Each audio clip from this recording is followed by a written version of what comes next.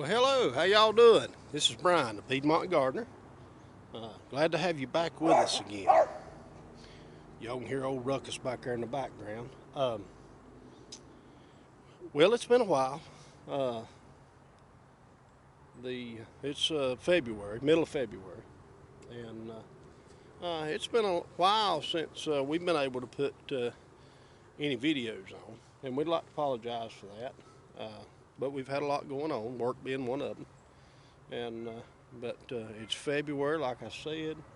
Uh, you can see behind me, still wintertime, and but we're starting to think about the garden.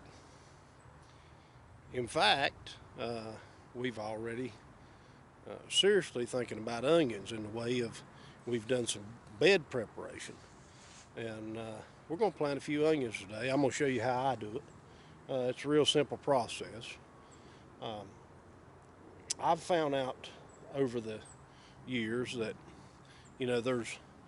for me, there's only a couple successful ways that I've been able to grow a bigger onion.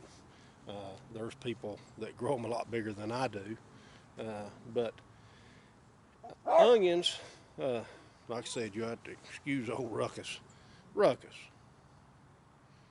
Onions are a plant that a lot of people don't understand.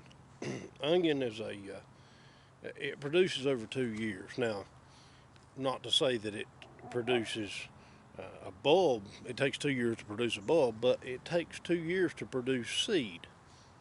And so what happens is you plant an onion, it grows 1 year, it produces a bulb, it dies back in the ground, and then the next year it'll come up, it'll send a stalk up, and it'll, what everybody calls, go to seed. It has a flower on the top. A lot of times they're white or purple, and it'll form a seed head. But the problem with that, when it shoots that stalk up, then your bulb is going to be of much lower quality than the first year. So as far as planting onions, if you go to wherever, hardware store, big box store, wherever, and you buy these little onion sets, little dried up, look like little bitty pearl onions. When you buy those and you take them and you plant them in the ground, when that onion starts to grow, it thinks that it's already grew for a year. And what happens is a lot of those will go to seed. So you're not going to have a big onion. It's going to produce an edible onion, but it's what I call cornbread onions. You know, you slice them 4 ways and with some pintos of cornbread, but it's not going to produce a big onion. The big onions are always produced in the first year. So what I like to do, instead of planting the little dried up bulbs, I like to plant a transplant. And I'll show you, let me grab mine and I'll show you what I'm talking about. This is what's called a bunch of transplants, and we'll dig one out of here. That's what I plant. As you can see, it's still green on the top. This was planted in the fall. It was grew by seed in the fall, and then these particular ones I ordered. I'll tell you more about that later. But when I ordered these, they probably pulled them up out of the ground and bundled them up and sent them to me. This onion does not think it's in its second year. It is in its first year of growth. It's not died back. It's not went through wintertime and went into basically hibernation. So this is how you're going to get your big bulb. Now, there's no guarantee that you're not going to have some of these that might go to seed, but it's going to be very minimal. In fact, the supplier that I use, I very seldom have one go to seed. Now, the other way to acquire these, if you want to put forth the effort, you can buy seed, and along September, October, sow you some seed. You don't have to have a big space. You can use a small container. You can see that the roots in these are bound together. They grew that tightly together for the most part. But sow them really heavy in a container, and they'll grow and they'll get so big, and when it gets so cold, they'll just they'll set dormant, but they won't die back. And then you'll have you some nice transplants for the spring. I don't know, but for sure, I've never tried it but one way, but most everybody that grow them from seed, including the supplier, once they pull them, they'll trim the tops.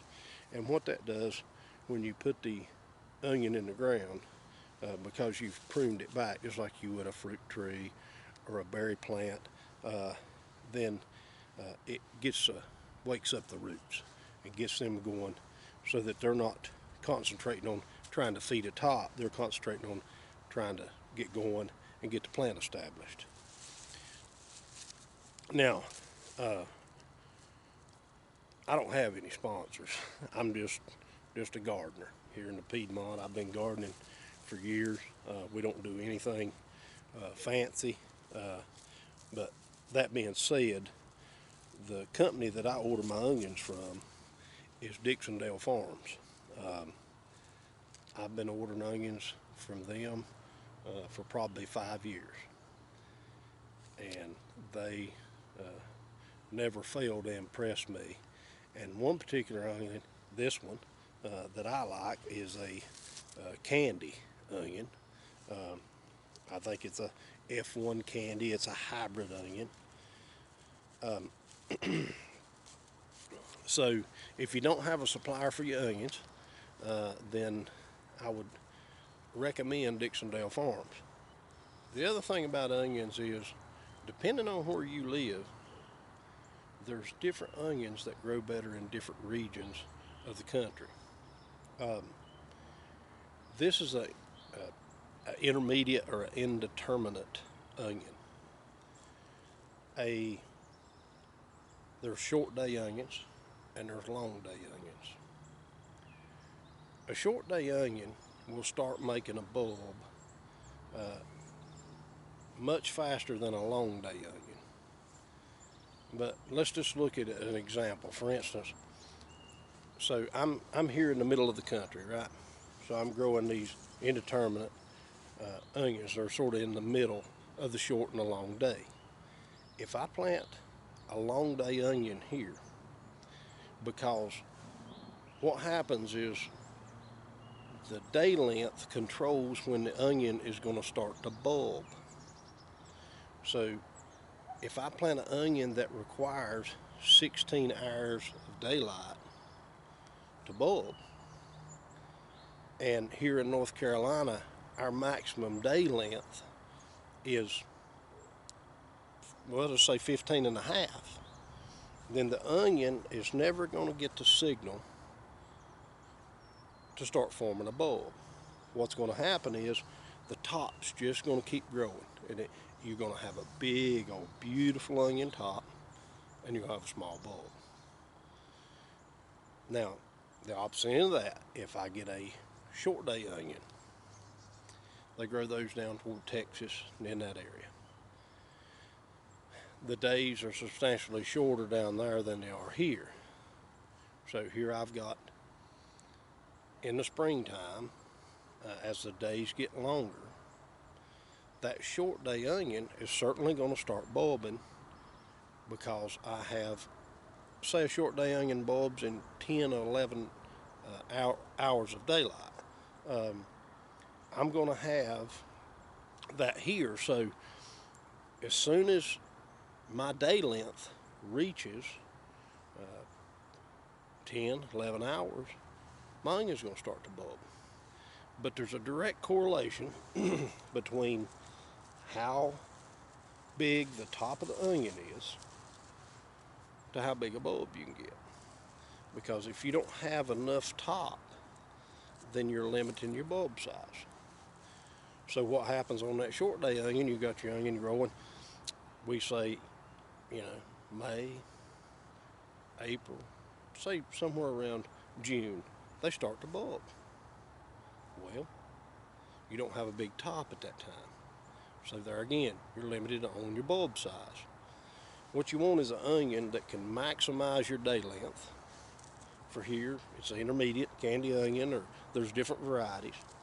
But you want to grow a nice big top, and then at the appropriate time of the year, when the days reach 14 hours, then that top's going to start converting the energy into a bulb. We still have plenty of time left for the onion to grow, and you'll get a nice big bulb.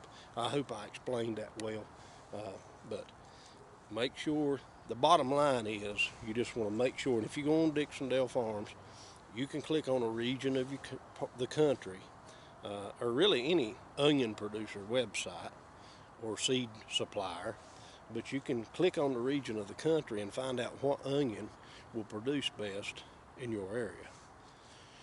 So, after saying all that, I'm going to show you how easy it is to put these in the ground. Now, I've already got started a little bit, and I'll show you what I've got here and throw them onions down. Let's take a look. So as you can see, I've got a raised bed here, and the garden needs some work, but we're getting started. I've added, as I always do in these raised beds, I've added some compost. Pulled all the weeds, worked the soil lightly, and I'm added some compost because I want to get my onions, off to a real good start. And what I do with the transplants, let's take this one here. All I'm going to do, you want to space them 4 to 6 inches apart.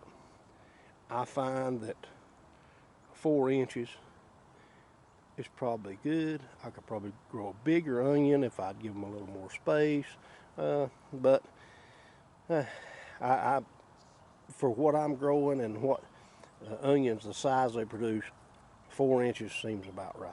Some of them are going to be 5, and occasionally they may be 6. So I'm not extremely particular about the spacing, but that's just a general idea.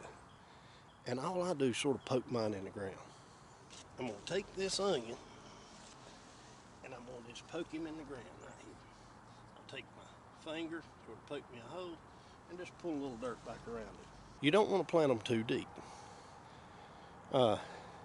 When that bulb starts to form, you don't want the soil constricting the bulb area. You want to plant them as shallow as you can, but if you plant them too shallow, they'll just fall over.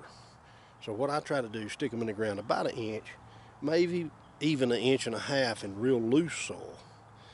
And then once the roots get started, I can come out here and I can take a tool, or I can just take my finger in this real loose soil, and I can just wipe a little soil away from the base of the plant, and that way when the bulb starts to expand, it don't have any restriction.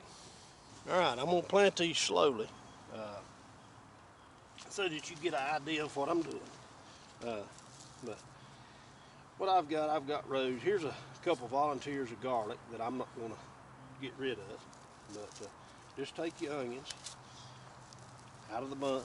There's big ones, there's small ones, but I'm gonna plant them all. I'm gonna push them in, cover them up, push them in, cover them up. Just keep on planting. And if you've got a bunch, most of the time there's anywhere from 50, I've even seen 100 onions in a bunch like this. So you just plant just as many as you want. This year, I think I'm gonna plant about 700. And that's probably more than I need. But they are a good onion. And I'm planting a lot of them in this raised bed and getting them started. See, any of you guys that live around here local, and the weather has been, well, it's winter time.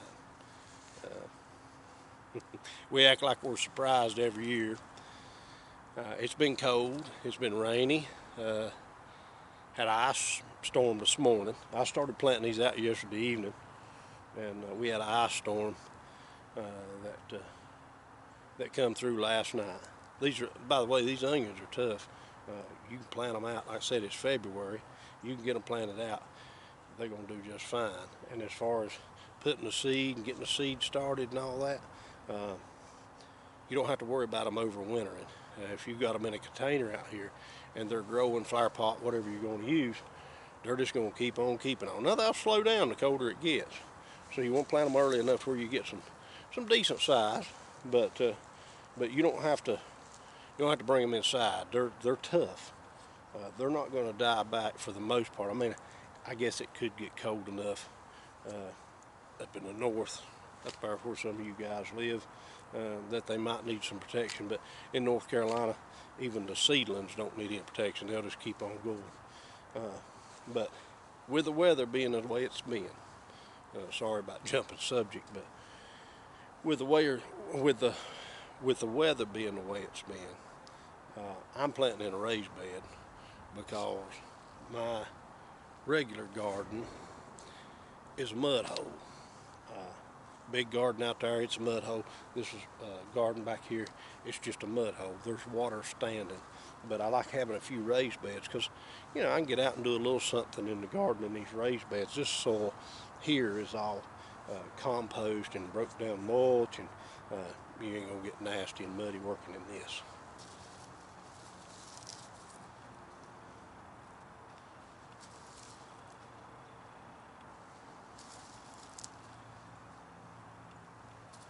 You can see I sort of stagger mine, but you don't have to. You just sort of get a pattern in your mind. I've seen people that take a board and drill holes in it and use it for a layout. And I just put mine in the ground and wait for them to do their thing. I have to catch that other side from the other side. This bed's about 4 foot wide, and it's a little more than I can completely reach across. So we're just going to keep poking these onions in the ground, and then we'll wait. Now onions, they are a heavy feeder. They like a lot of nutrients. You got to feed them. If you want big onions, you're going to have to feed them. You're going to have to give them some compost tea, water-soluble fertilizer. That's what I like for my raised beds. You can even, you know, put fertilizer in the soil before you plant. Now, because I put compost down, I'm not going to put any extra fertilizer at this time. But once these things start going, I'm going to start laying the fertilizer to them. Onions are sort of, I don't know, they're one of my hobby crops. And it's one that I always like to see, you know, how well I can do from year to year. But I'm going to lay the fertilizer to these guys, and we'll see if we can't grow some big onions. Keep the weeds out of them. If you let them get weedy, you're not going to have much. They get choked out, then you're not going to have much. You've got to keep them weed free, keep them fertilized. You know, and just like any plant, keep the water to them when it gets dry. Don't overwater anything, but just moderate water, a couple inches a week is all they need. Keep the fertilizer to them, you'll grow you some good onions. And like I said, I hate to, you know, I'm not, you know, I'm not trying to sell onions for nobody, this, that, and the other, but these candies, they're good onion. And there's more than one producer out there that has this candy onion. It's a real sweet. It's got an onion flavor to it, but it's sort of like the Vidalia. It reminds me of a Vidalia a little bit, but it grows much better in my region. So until next time, get your coat on, get out in the garden, get ready. Springtime's coming, and we're going to be ahead of the game. We're going to grow a beautiful garden this year. I'm going to bring y'all along with us, and you know, try to share a little bit. Gardening and doing things, the essential parts of life that you can feed yourself, take care of yourself, and provide for your family. Stuff like this is going by the wayside, and so we're going to try to share and bring you along. I learned from my grandma, and my parents, and it's just it's tradition. It's sort of a way of life around here. But it saddens me that, you know, you drive up the road and, you know, used to every house you'd see a little garden in the backyard, and nowadays everybody's so dependent, and you don't have no insurance, you don't have no backup policy. The dependency is, well, it's saddening really, but I'm not going to go into that until next time. This is Brian, the Piedmont Gardener. Y'all have a good day.